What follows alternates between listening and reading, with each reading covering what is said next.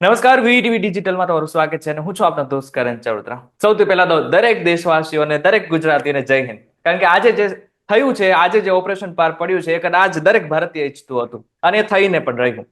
કદાચ આજે જે મોકો મળ્યો છે આપણને, એ કદાચ અત્યાર સુધી ક્યારે નહોતો મળ્યો. આપણે એ કરી બતાવ્યું છે કે જે અત્યાર સુધી ઇતિહાસમાં આપણે પહેલા ક્યારેય નહોતું કર્યું. આ બધી ચર્ચા કરવા માટે અત્યારે આપણી સાથે જગદીશ મહેતા સર જોડાઈ ચુક્યા છે. જગદીશ મહેતા, સૌથી પહેલા તો વીટીવી ડિજિટલમાં તમારું સ્વાગત છે. જય હિન્દ. એક એ એ 1:44 ઓપરેશન પાર પડ્યું. તમે પણ જોતા જશો કદાચ. બિલકુલ બિલકુલ. અત્યારે તો આખો દેશ આઈપીએલ કરતા પણ વધુ ઇન્ટરેસ્ટ દાખવીને આ જોઈ રહ્યા છે, કારણ કે એની છાતી આખા હિન્દુસ્તાનના 140 કરોડ દેશવાસીઓની છાતી આજે 56 ની થઈ ચૂકી છે. ધન્ય હો આપણી ત્રણેય સેનાઓને, ધન્ય હો આપણી સરકારને, ધન્ય હો આપણી જે કઈ બેન દીકરીઓએ પોતાના જે સિંદૂર એને ગુમાવ્યા હતા પહેલગામમાં, એના સંકલ્પને ધન્ય હો. એને કીધું તું, એક દીકરી જે સુરતની હતી, જેના હસબન્ડ પહેલગામના હુમલામાં શહીદ થયા હતા, એણે એના હસબન્ડની અંતિમ ક્રિયા વખતે કીધું હતું કે જો પાકિસ્તાન એમ માનતું હોય, પાકિસ્તાનના આતંકીઓ, કે અમારા સિંદૂર ભૂસાવાથી અમે ચોધાર આંસુએ રડશું, તો તમારી જાણ ખાતર અમે રડવાના નથી. હસતા મુખે હું મારા પતિને અંતિમ વિદાય આપું છું, પરંતુ યાદ રાખે, મને ભારત સરકાર ઉપર ભરોસો છે કે પાકિસ્તાની આતંકીઓ લોહીના આંસુથી રડશે. આજે બુધવારની સૂર્યોદય થાય એ પહેલા ભારત જ્યારે જાગ્યું, ત્યારે આપણને ખબર પડી કે ન કેવળ પાકિસ્તાનના આતંકીઓ, પરંતુ પાકિસ્તાનની જાસૂસી સંસ્થા આઈએસઆઈ કયો તો તે, એની સેના અને આતંકીઓના આકા જેવા તેના મંત્રીઓ બધાય લોહીના આંસુથી રડતા હતા. એટલે આજે ગૌરવાન્વિત થઈ શકે એવો આપણો દિવસ છે, અને હજી આ શરૂઆત છે. જી, 90 આતંકવાદીઓ મારી ચુક્યા છે. કદાચ બની શકે કે આગળના સમયમાં પાકિસ્તાન પણ આપણી ઉપર જવાબી કાર્યવાહી કરી શકે. શું લાગે છે? જુઓ, અત્યારે તો એના એક મંત્રીએ શરણાગતિ જેવી વાત કરી છે કે જો ભારત હુમલા અટકાવી દે તો અમે વળતા હુમલા નહીં કરીએ. આ કન્ડિશનલી વાત કરી છે. વળતો હુમલો કરવાની એની ત્રેવડ નથી, પણ આ ગિદ્ધડ ભખી છે. ભારતે એમાં લેશ માત્ર દયા દાખવવાની જરૂર નથી. ગદ્દારોને માફી આપો એટલે તમે આફત નોતરો છો. પાકિસ્તાનની સૈન્ય, એના આતંકીઓ, એનું સરકાર, એનું લશ્કર, એ લોકો ગદ્દાર છે, ગદ્દાર. એટલે એને કદાપી ક્ષમા બક્ષવી જોઈએ નહીં. ભારતે જે ડિપ્લોમેટિક અને રણનીતિક બંને દ્રષ્ટિએ અદ્ભુત કાર્યવાહી શરૂ કરી છે, કે સટીક હુમલા કર્યા છે. સટીક એટલે ભારતથી 100 કિલોમીટર દૂર જૈસે મોહમ્મદનો જે અઝુર મહમૂદનો જે આતંકી અડ્ડો હતો, તમે વિચાર કરો, એની બાજુમાં જુમ્મા મસ્જિદ છે, બહુ લાંબી અને વિશાળ. એની દિવાલને ખરોચ પણ પડવા ન દીધી અને આતંકી અડ્ડાને નેસ્ત નાબૂદ કરી દીધો. એનો અર્થ એમ છે કે ભારત પાસે બિલકુલ સટીક સરનામા છે. જે રીતે આતંકવાદીઓએ આપણો ધર્મ પૂછીને આપણી ઉપર હુમલો કર્યો અને આપણા દીકરાઓના શહીદ કરી દીધા, ભારતે આતંકીઓનો કર્મ પૂછીને એના કર્મની સજા આપણે એને આપી છે સટીક. અહીંથી જે તમને કયો, જેને હું ફોન લગાડું જેમ તમને જ લાગે, એવી રીતે આપણી મિસાઇલમાં એવી ટેકનોલોજી છે જે ઇઝરાયલ પાસેથી આપણે લીધી છે, અમેરિકા પાસેથી લીધી છે. આપની જાણ ખાતર કરણભાઈ, આ યુદ્ધ તો હવે શરૂ થયું છે. અઠવાડિયા 10 દિવસ પહેલા રાજસ્થાનના જયપુરમાં 2 કાર્ગો પ્લેન આવ્યા હતા, સૈન્યના, આર્મીના કાર્ગો પ્લેન, એક ઇઝરાયલથી, એક અમેરિકાથી. એ બંનેમાં શસ્ત્ર એટલે વિસ્ફોટક શસ્ત્રોની એ બધું નહીં, ટેકનોલોજી હતી, જેનો અત્યારે તમે હું આવિષ્કાર જોઈ રહ્યા છીએ કે પાકિસ્તાનના 9 ઠેકાણા જે છે આતંકીઓના, એ ઠેકાણાના સરનામું લખીને જે રીતે આપણે સ્ટ્રાઇક કરી હોય એવી રીતે આપણે સ્ટ્રાઇક કરી છે.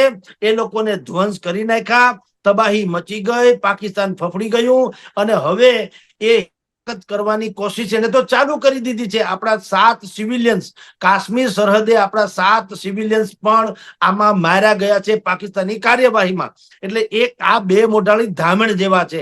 પાકિસ્તાન ઉપર ક્યારેય ભરોસો કરવો ન જોઈએ. એક તરફ એના મંત્રી કહે છે કે જો ભારત હુમલો બંધ કરી દે તો અમે વળતા હુમલા નહીં કરીએ, એ જ સમયે હુમલા તો ચાલુ છે. એટલે હવે જ્યારે તમે શરૂ જ કરી દીધું છે તો એને અંજામ તક પહોંચાડવું જોઈએ. જી, અત્યાર સુધી પીઓકે માં આપણે હુમલો કરતા હતા અથવા તો કોઈ પણ પ્રકારનું ઓપરેશન કરતા હતા, પરંતુ આ વખતે તો પાકિસ્તાનની અંદર 3 ઠેકાણા એવા છે કે જ્યાં પણ હુમલો કરવામાં આવ્યો છે, જ્યાં પણ જવાબી કાર્યવાહી આપણે કરી છે. પરંતુ શું આ એક નિશાની છે કે આગળના સમયમાં હવે આપણે પાકિસ્તાનમાં ઘૂસવું હોય તો પણ હવે આપણે ઘૂસી શકીએ છીએ અને કોઈ પણ બીજા દેશની પરવાનગી લેવાની કોઈ જરૂર નથી? બિલકુલ. નરેન્દ્ર મોદીએ ગઈકાલે જ કીધું છે કે બહુ મોટા નિર્ણય લેતી વખતે અમે એ નથી વિચારતા કે ક્યાં કહેંગે લોગ, દુનિયાના દેશો શું કહેશે એ અમે જરાય માયને નહીં રખતા હે. અમારા માટે એક જ પોલિસી છે, નેશન ફર્સ્ટ. એટલે ભારત હવે બદલાયેલું ભારત છે, નવું ભારત છે, આત્મનિર્ભર ભારત છે અને ઓશિયાળું નથી. ભારત મહાસત્તાઓની હરોળમાં આવે એવું સક્ષમ ભારત છે. એનું અત્યારે પાકિસ્તાન તો જોઈ જ રહ્યા છે. એનો હતાહતીના દ્રશ્યો આપણે બહાવલપુરમાં હવાઈ અડ્ડાના તમે જુઓ, જે એનો હવાઈ અડ્ડામાં આતંકીનો અડ્ડો તબાહ કરી નાખ્યો, એ સહિતના જેટલા પણ દ્રશ્યો અત્યારે આખું સમૂચું વિશ્વ, ન કેવળ ભારત, સમૂચું વિશ્વ જે નજરે નિહાળી રહ્યું છે, એ ભારતની તાકાત, ભારતનું ગૌરવ, ભારતનું આત્મનિર્ભરતા, ભારતનું સ્વમાન, ભારતની ક્ષમતા વગેરે વગેરેને જોઈ રહ્યા છે. એટલે હવે કોઈ પણ પ્રકારનું શરમ કે દયા દાખવા વગર જે ભારતની ડિપ્લોમેટિક રણનીતિની વાત છે કે પાકિસ્તાનને 4 ટુકડામાં, એમાં બલુચિસ્તાન આવે છે, ખૈબર પખ્તુનખ્વા આવે છે, પંજાબ આવે છે, સિંધ આવે છે અને પીઓકે તો છે જ. આવી રીતે એને ટુકડામાં જો કરી નાખવાની ભારત જે છે એની પાસે સુવર્ણ તક છે. એને ઈ તક ક્યારેય વેડફા વગર અત્યારે ઈ તક ઝડપી લેવી જોઈએ, કારણ કે વિશ્વનો સમુદાય જે છે એ પણ ભારતની સાથે છે. આવું રેર ઓફ ધી રેર કેસમાં બને, એવું બને કે જો આપણે અત્યારે આને જતું કરીએ, માની લઈએ 2 ઘડી, તો ઘાયલ માણસ સૌથી ખરાબ. એટલે એ લોકો વળી પાછા ઇસ્લામ ખતરે મેં એમ કરીને કટ્ટર રાષ્ટ્રો જે છે મુસ્લિમના, એનો સહયોગ મેળવીને ફરી પાછો ભારતની ઉપર હુમલો કરી શકે. એટલે આપણે હવે દયા દાખવવાની તો વાત જ પૂરી. હવે આને અલ્પવિરામની પૂર્ણ વિરામ તરફ લઈ જવું જોઈએ. જો કે આ જનમાનસમાં પ્રવર્તનની વાત છે. શું કરવું જોઈએ ને શું નહીં, આપણા કરતા હજારો ગણા હોશિયાર આપણું સૈન્ય અને સરકાર છે. એટલે આપણે એમ નથી લાગતું કે ભારત હવે આ અધૂરી ગેમ છોડે. હવે એને અંજામ સુધી પહોંચાડ્યા વગર મને નથી લાગતું કે ભારત જે છે એ પીછેહટ કરે. એટલે આ કરવું જોઈએ, તે આપણી લાગણી જે છે એ દેશભરની લાગણી છે. અને અત્યારે જે ભારત સરકાર કરી રહી છે એના ઉપરથી એમ લાગે છે કે પાકિસ્તાનને પૂરેપૂરો સબક શીખવાડીને જમશે. જી, અને એવું નથી લાગતું કે પાકિસ્તાની સેના અને પાકિસ્તાની જે સરકાર છે, એકચ્યુઅલમાં આમાં બહુ જ મોટો ગેપ છે? કારણ કે પાકિસ્તાની સરકાર કંઈક અલગ રીતે બોલી રહી છે અને અત્યારે પાકિસ્તાની સેના જે છે એ પણ કંઈક અલગ રીતે બોલી રહી છે.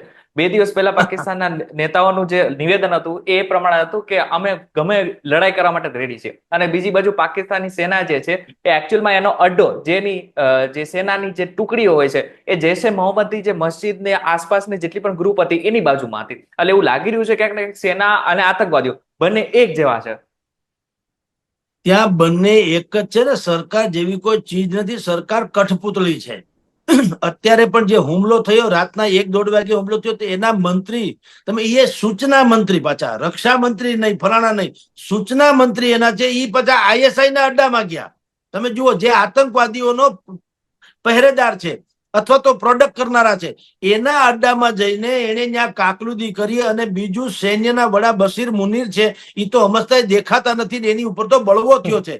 હજારો સૈનિકોએ તો રાજીનામા આપી દીધા અને બીજા બધા લોકોએ, એટલે કે સૈન્યના વડાએ બશીર મુનીરને કીધું તમે જ સત્યાનાશ વાળ્યો. કારણ કે એને એક મૌલાનાને છાજે એવું એક પ્રવચન આપ્યું હતું કે હિન્દુ અને મુસ્લિમ એ બંને વૈચારિક રીતે એટલા બધા અલગ છે કે ક્યારેય એક થઈ શકે નહીં. એટલે તો આપણે પાકિસ્તાન, હિન્દુસ્તાનમાંથી પાકિસ્તાન થયું. એવું બોલીને એને ભારતની એકતા, અખંડિતતા અને કોમી એકતાનો વૈશ્વિક વિચાર હતો એને પણ એકદમ સાઈડમાં મૂક્યો, જેથી કરીને જગત આખું ભારત તરફ આવ્યું કે પાકિસ્તાનની મનસા હંમેશા આતંકી પ્રત્યે જ રહી છે. એટલે સમૂચો દેશ, ઇઝરાયલ થી માંડીને અમેરિકા, બ્રિટન થી માંડીને છેક જાપાન સુધી બધા જ ભારતની ફેવરમાં છે. એકમાત્ર ચીન છે જેનું બહુ મોટું રોકાણ પાકિસ્તાનમાં છે, અબજો ખરબો રૂપિયાનું. એટલે એ દબી જુબાનમાં કે છે કે સંયમ જાળવો, જે ભારતે જાળવો નથી ને જાળવો જોઈએ પણ નહીં.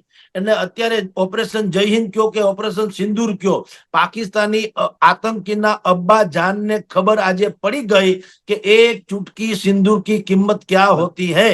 એટલે આ કોઈ કાળે આપણે કહે ને ફેસલા જો ભી હો મંજૂર હોના ચાહીએ, ઇશ્ક હો યા જંગ ભરપૂર હોના ચાહીએ. તો આ ભરપૂર જંગ થઈને રહેવો જોઈએ, જેથી કરીને કાયમની કળાકટ જે છે એ બંધ થાય. જી બરાબર છે જગદીશભાઈ, તમે જે રીતના વાત કરી ખરેખર દરેક દેશવાસીઓને દરેક ગુજરાતીઓને કદાચ આ સાંભળશે તો ગર્વ અનુભવશે. જગદીશભાઈ, વીટીવી ડિજિટલમાં જોડાયા બદલ ખૂબ ખૂબ આભાર. જય હિન્દ. જય હિન્દ, જય હિન્દ.